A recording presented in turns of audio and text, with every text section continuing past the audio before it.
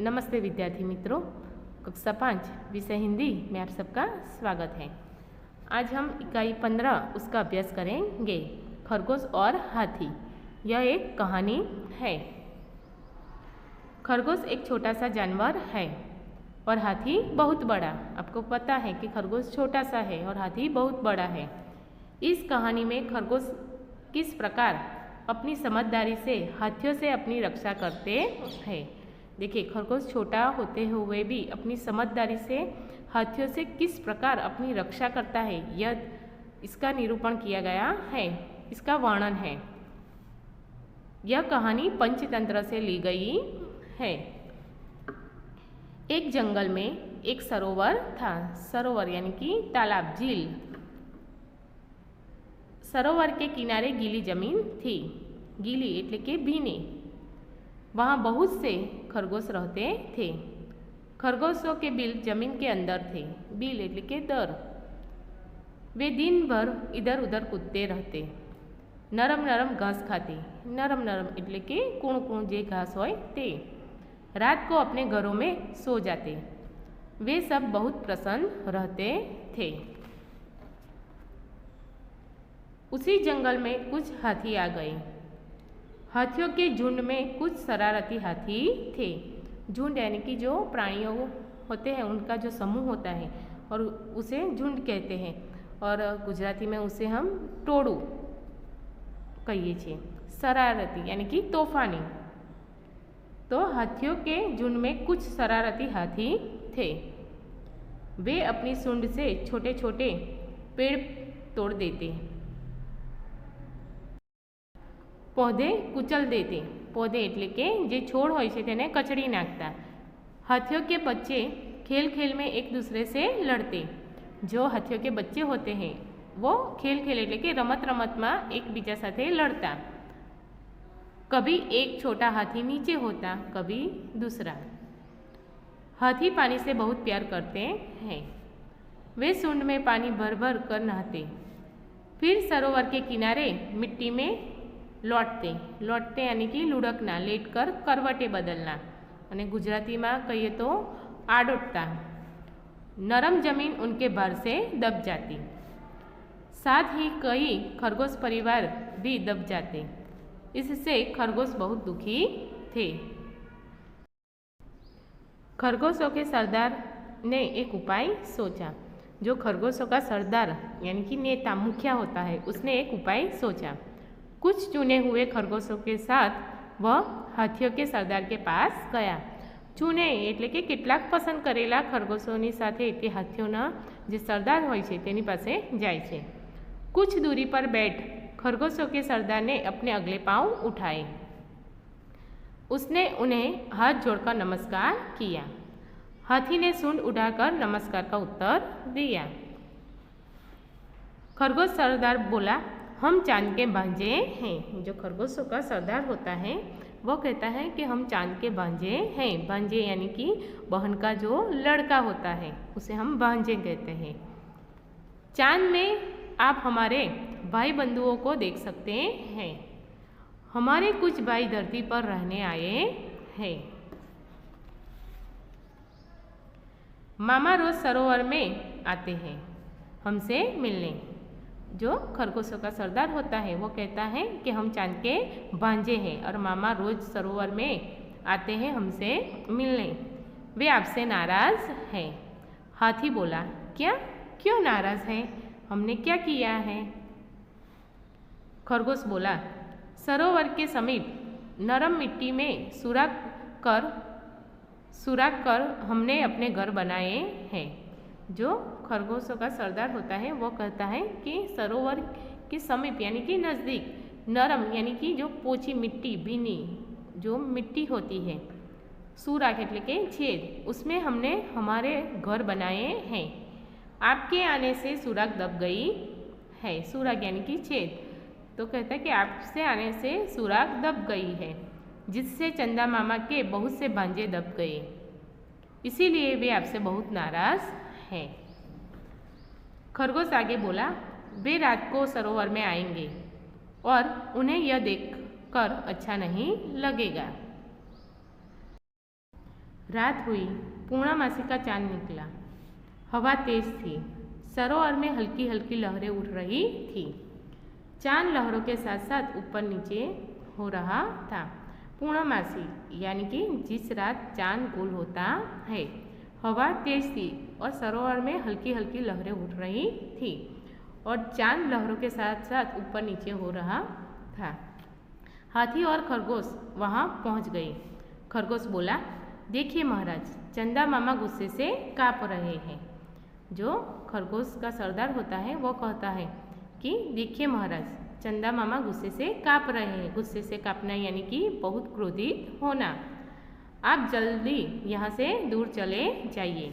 लगता है मामा बहुत नाराज हो रहे हैं। वो कहता है कि आप जल्दी यहाँ से चले जाइए। लगता है कि मामा बहुत नाराज हो रहे हैं। हाथियों के सरदार ने अपने झुंड की तरफ देखा। सभी डर गए थे। सरदार ने अपनी सूंड ऊपर उठाई।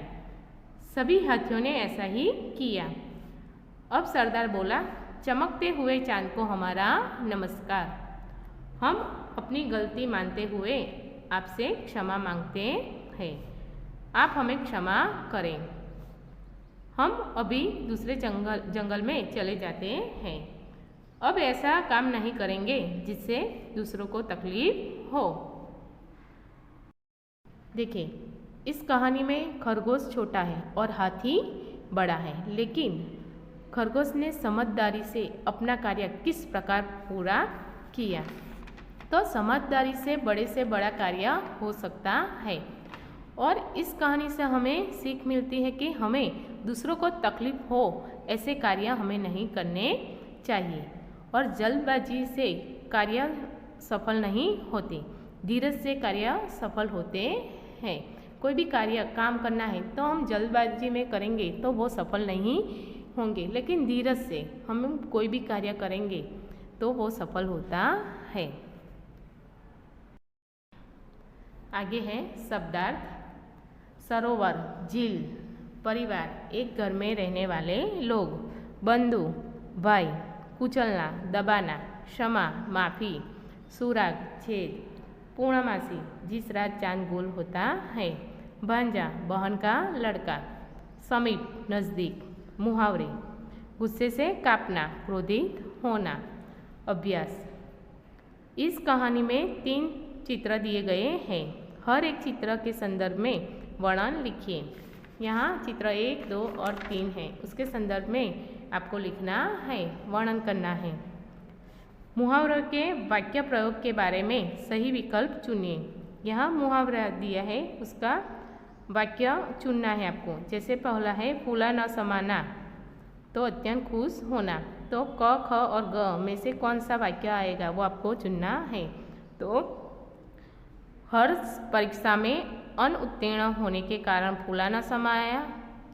मोनाली स्कूल में प्रथम नंबर आई, इसीलिए वह फूली न समाई। सेठ पानाचंद की जायदाद लूट गई, इसीलिए वे फूले न समाई। तो कौन सा आएगा? मोनाली स्कूल में प्रथम नंबर आई, इसीलिए वह फूली न समाई, यह वाक्य आएगा। तो आपको ख लिखना है इस तरह से। ऊंचे चढ़ना, तो प्रगति करना, तो उसमें आएगा दीपाली अंग्रेजी विषय में दिन प्रतिदिन ऊंचे चढ़ना चाहती है, तो कब आएगा इसमें।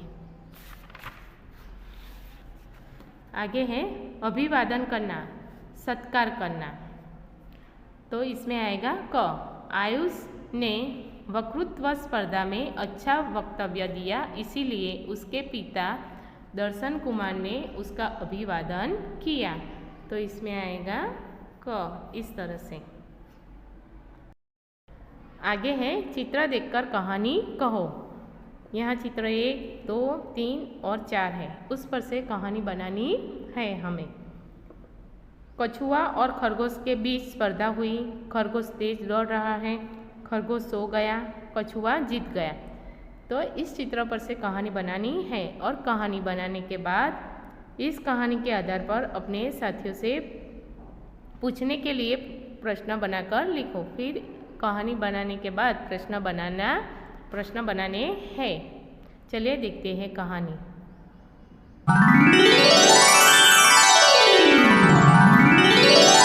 एक जंगल में एक खरगोश और कछुआ रहते थे।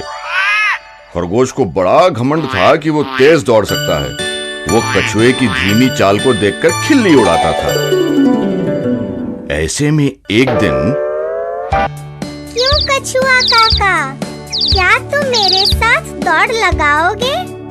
क्यों नहीं? हम दोनों में जो जीतेगा उसे बढ़िया इनाम मिलेगा। ऐसा ही सही। अब इस दौड़ को देखने के लिए जंगल के सारे जानवर बड़ी उत्सुकता के साथ वहां पहुंचे। हम दोनों में से जो पहले उस दूर वाले पहाड़ी पर पहुंचेगा, समझो वो जीता।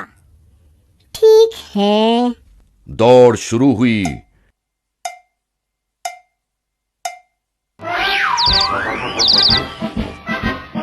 खरगोश तेज दौड़ने लगा, कछुआ धीरे धीरे चलने लगा।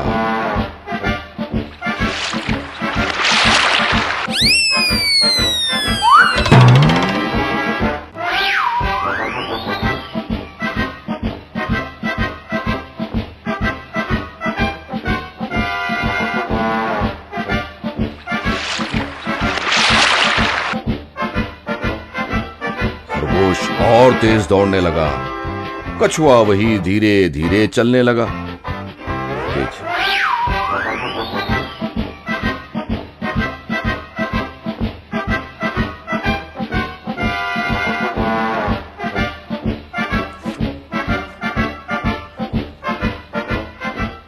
अब इस तरह थोड़ी दूर जाने के बाद खरगोश पीछे मुड़कर देखा।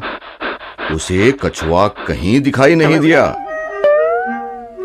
ये कछुआ अभी नहीं आने वाला, चलो थोड़ी देर आराम कर लें।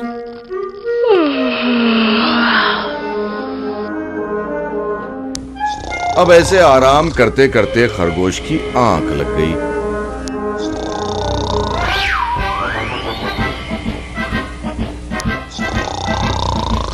कछुआ धीरे धीरे खरगोश के पास पहुंचा और चुपचाप उसे पार कर चला गया।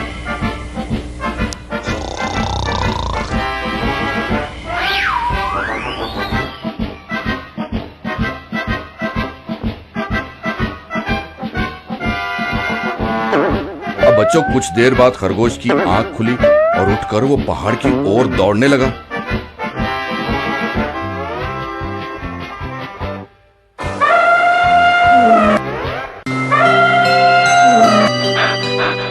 वहां पहुंचकर उसने कछुए को देखा और कहा, दोस्त, तुम ही जीते, मुझे माफ करो।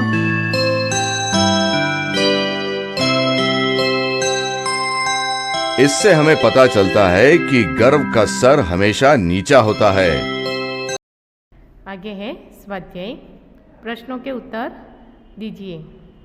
खरगोशों के बिल कहाँ थे? तो खरगोशों के बिल सरोवर के किनारे गीली जमीन के अंदर थे। खरगोशों का सरदार क्या बोला? तो खरगोशों का सरदार बोला, हम चांद के भांजे हैं, मामा रोज सरोवर में हमसे मिलने आते हैं, वे आपसे नाराज हैं।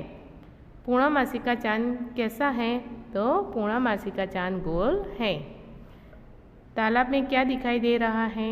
तो तालाब में चांद दिखाई दे रहा है, वह लहरों के साथ ऊपर नीचे हो रहा है। चंदा मामा से माफ़ी कौन मांग रहा है? तो हाथियों का सरदार चंदा मामा से माफ़ी मांग रहा है। मातृभाषा में अनुवाद कीजिए। सरोवर के किनारे गीली जमीन थी, सरोवરના કિનારે ભીની જમીન હતી। हम चांद के भांजे हैं, અમે ચંદ્રના ભાણે છીએ।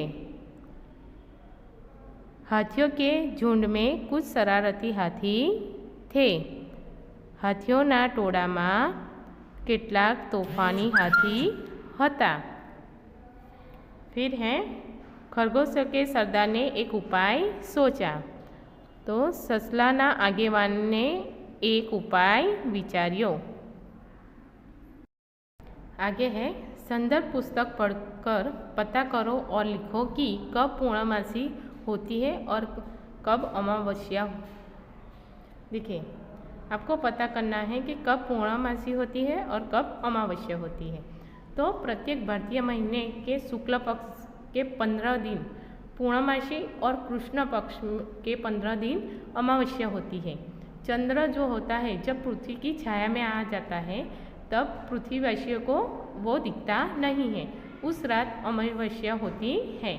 जबकि चंद्र पृथ्वी की छाया से बाहर निकल कर पूर्ण रूप से थाली जैसा गोल चमकता हुआ दिखता है, उस रात को पूर्णिमा होती है। तो आपको यह कहानी पढ़नी है और मैं जो PDF भेजूँ वो आपको लिखना है। जय महाराज।